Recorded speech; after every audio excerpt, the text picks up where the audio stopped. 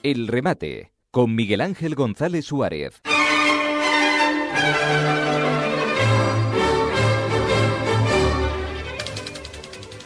Son exactamente las 8:30 de la mañana, pero en la península, concretamente en Madrid, y una hora menos en Canarias. Son las 7:30 ahora mismo en todo el archipiélago canario.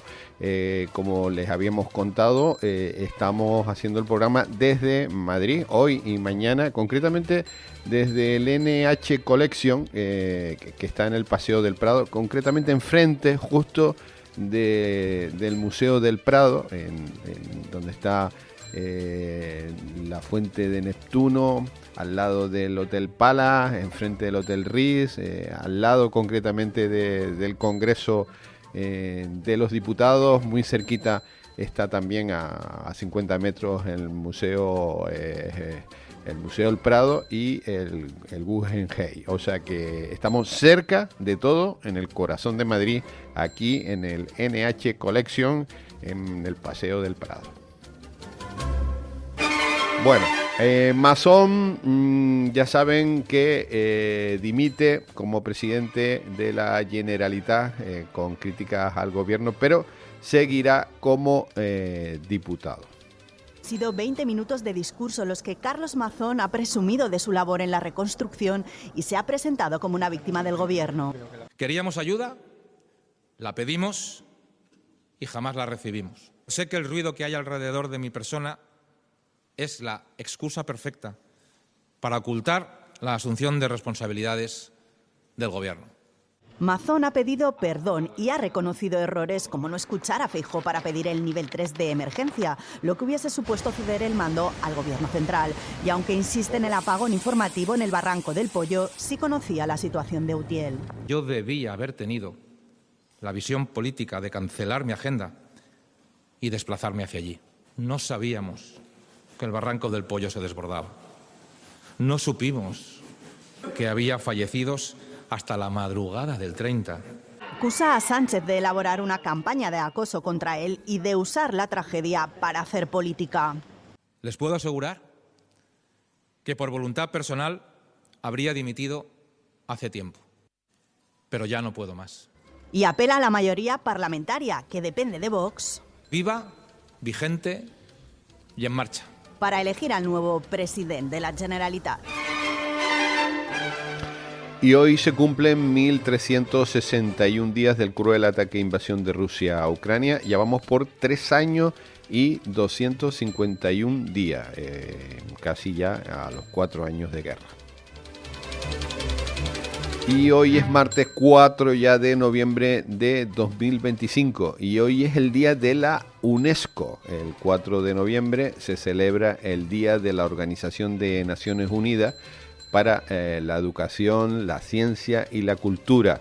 Es un organismo especializado de las Naciones Unidas cuya creación marcó el compromiso de mejorar la calidad de vida de las personas y promover la paz mediante la cooperación internacional en el ámbito educativo, cultural, comunicacional y de la ciencia.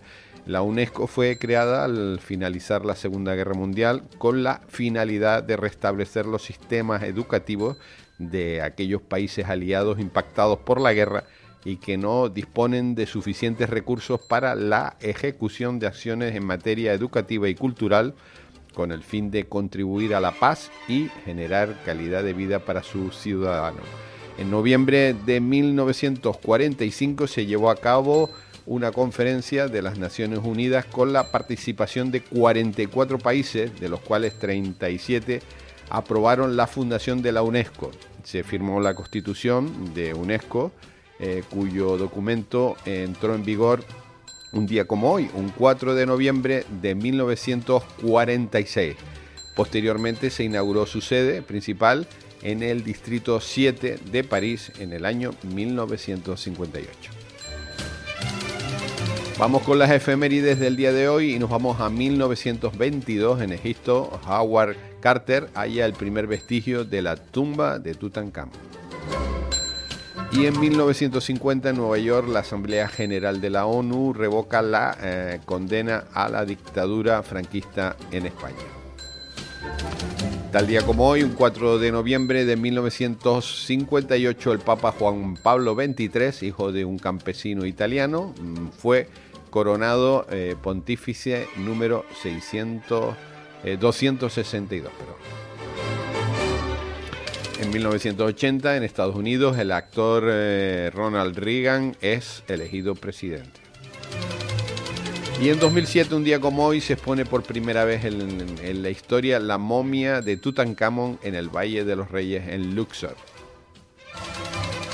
Años más tarde, el 4 de noviembre de 2008, se celebraron elecciones presidenciales en Estados Unidos y es elegido Obama como presidente de Estados Unidos. Vamos con el santoral del día de hoy, y hoy es Carlos Borromeo, por lo tanto felicidades Porfirio, Vidal y Modesta. A todos ellos muchas felicidades. Bueno, las tierras raras, un arma geopolítica que China no ha dudado en utilizar. Es Vallanovo, la principal mina de tierras raras de China y el mundo. Pekín no solo posee las mayores reservas de estos minerales, claves para la industria tecnológica. Domina hasta el 90% de su procesamiento y refinado, un control absoluto sobre el suministro mundial. China decidió apostar fuertemente por este sector y de hecho desarrolló las principales plantas de procesamiento del mundo, y esto le ha permitido que cuando el resto ha querido incorporarse a esta carrera, pues ella ya gozara de una posición lo suficientemente privilegiada como para que competir sea muy difícil. Producir estos minerales es caro y contaminante. En los últimos años, Europa y Estados Unidos han ido reduciendo la minería, apostando más por industrias limpias. El monopolio de Pekín sobre las tierras raras le permite ahora usarlas como arma geopolítica. En Estados Unidos, el 70% de las tierras raras que ellos tienen proceden de las plantas de procesamiento de China. Esto le da al gigante asiático una ventaja comparativa en las negociaciones que no ha dudado en utilizar. El acuerdo esta semana entre Trump y Xi Jinping da una tregua a la batalla comercial. China suspende un año la restricción a las exportaciones de tierras raras. Reanuda también el envío de chips, necesarios para la industria europea de automóviles. Pero el problema de fondo sigue ahí. La Unión Europea anuncia un plan para cortar la dependencia de Pekín. Las tierras raras ya están en nuestros móviles o nuestros coches, imprescindibles también para la industria de defensa o la inteligencia artificial. Quien domina estos minerales tiene en su mano dominar el mundo. Y por otro lado, el Frente Polisario rechaza el plan de autonomía de Marruecos. Entre ser marroquí o resistir, dicen resistiremos. El ambiente entre festivo y combativo vivido en las manifestaciones anteriores a la votación en el Consejo de Seguridad ha desaparecido en los campamentos de refugiados saharauis tras conocer el contenido de la resolución aprobada. En el desierto argelino hoy se respira preocupación y decepción. Tenía fe de escuchar otra noticia que sería positiva, pero escuchamos una noticia que no nos gustó como saharauis y estoy muy decepcionada. Esta decisión fue decepcionante para el pueblo saharaui, que ha luchado durante más de 50 años en estos campos de refugiados, asegura este hombre. El Frente Polisario afirma que esta resolución no va a aportar una solución. Lo que esta noche no es una solución, simplemente alargar más la miseria y la situación catastrófica en que se encuentra por Sahara. Argelia, aliado del Frente Polisario, se ausentó de la votación. El comportamiento de Argelia es un veto a esta resolución.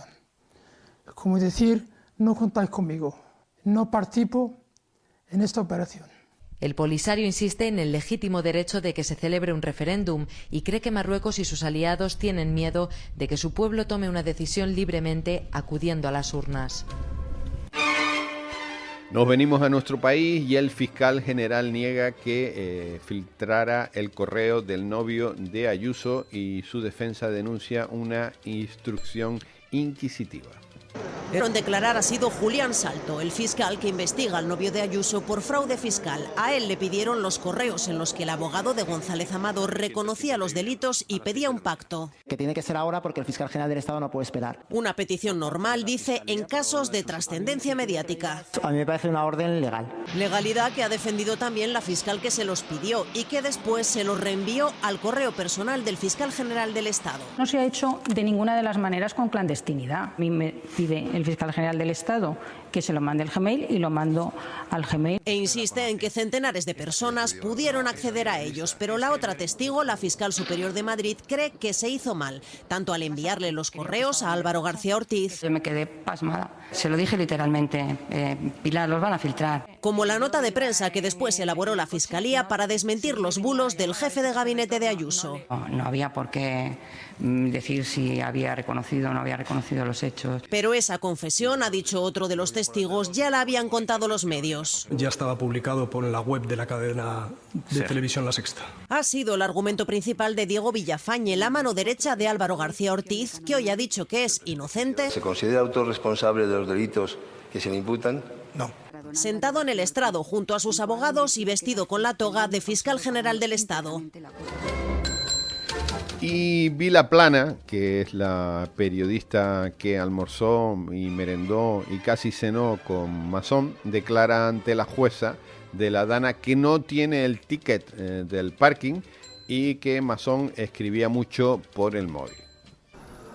Vilaplana ha contado que durante la comida en el Ventorro, Carlos Mazón no paraba de levantarse de la mesa para hablar por teléfono y que en un momento dado el dueño del restaurante le subió un sobre y el presidente firmó unos papeles que no sabe de qué se trataban. Mira la cara de mi madre, por favor. Entre sollozos, la periodista ha dicho que Mazón no paraba de escribir con el móvil y que sobre todo a partir de las 5:30, tras iniciarse el C-Copy, contestó múltiples llamadas, al menos 10, sobre todo con la consellera Salomé Pradas, según consta en el sumario.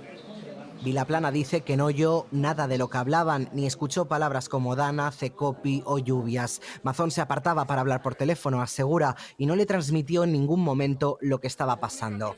Ella, dice, tampoco preguntaba.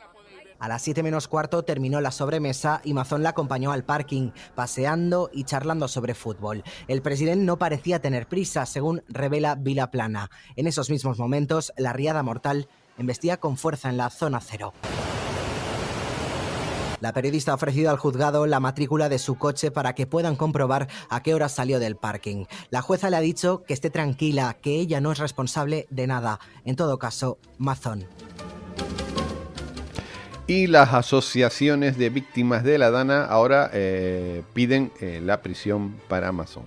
Llega un año tarde, aseguran los socialistas valencianos. Fraude de solución. Empujado por las víctimas, dicen, dando un espectáculo lamentable y atrincherado como aforado en escorts. Se va mintiendo, se va culpando a los demás de su negligente gestión, se va tarde, se va mal y se va de manera vergonzosa. Reclaman elecciones al igual que Compromís. Todo lo demás, aseguran, es un insulto a las víctimas. Un espectáculo de despachos, un espectáculo de politiqueo, y creo que los valencianos lo que necesitan de una vez por todas es que se les devuelva la voz, que vayamos a votar. Para entender por qué hemos llegado hasta aquí, los partidos de izquierda coinciden en mirar a Génova y culpar a Feijóo. Lleva 365 días amparando al señor Mazón y no hay nadie en Vox ni en el Partido Popular que le digan váyase a su casa. Que Feijóo vuelva a depender de Vox, creo que lo que hace es que Feijóo sea lo mismo que Mazón, un cadáver político. El gobierno cree que a Vox ahora le toca decidir entre pedir elecciones o ser la comparsa del PP.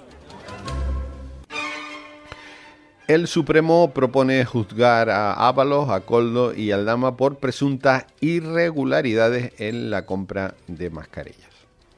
El juez apunta a un concierto de voluntades entre Ábalos, Koldo y Aldama. Desde el Ministerio de Transportes, Ábalos garantizaba acceso preferente a Aldama a los contratos públicos a cambio de comisiones en efectivo, que luego se repartían entre los tres, u otros servicios como pagarle alquileres.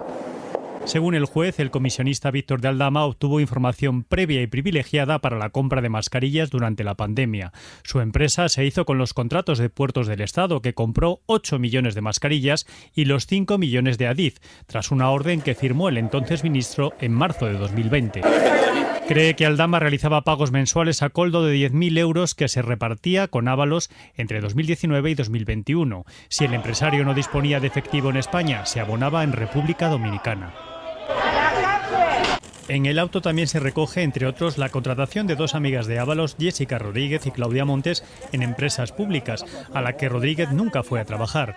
En ese auto no se incluye la causa por el supuesto cobro de comisiones a cambio de obra pública, donde también está imputado y en prisión preventiva el ex número 3 del PSOE, Santos Cerdán. Y Canarias mete presión al Estado, tienen que salir 2.700 menores migrantes. Fernando Clavijo asegura que el gobierno de Canarias ha culminado los expedientes de 500 chicos que están a disposición de ser acogidos. Y Tenerife y Gran Canaria, los destinos más buscados por los españoles en las Navidades, o sea, para las Navidades. El 71% de los españoles tiene pensado viajar en esta fecha. Y 8 de cada 10 parados canarios de larga duración pasan de 45 años. 45 años. Los activos de mayor edad representan el 40% del total de desempleados que existen en el archipiélago canario, el doble que antes de la crisis iniciada en 2008. Bueno, terminamos con una nota musical y un día como hoy, pero en 1961 Bob Dylan hizo su debut, su primer concierto en Nueva York, en un antro ante 50 personas.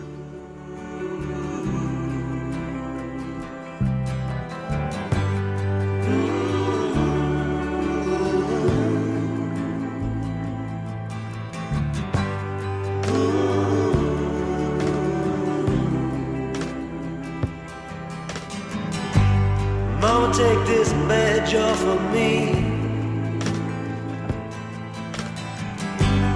I can't use it anymore. It's getting dark, too dark to see. I feel I'm knocking on heaven's door. Knock, knock, knocking on heaven's door. Knock, knock, knocking on heaven's door. Knock, knock, knocking on heaven's door. Knock, knock, knocking on heaven's door. Mama put my guns in the ground. I can't shoot them anymore. That long black cloud is coming down. I feel I'm knocking on heaven's door. Knock, knock, knocking on heaven's door. Knock, knock, knocking on heaven's door. Knock, knock, knocking on heaven's door.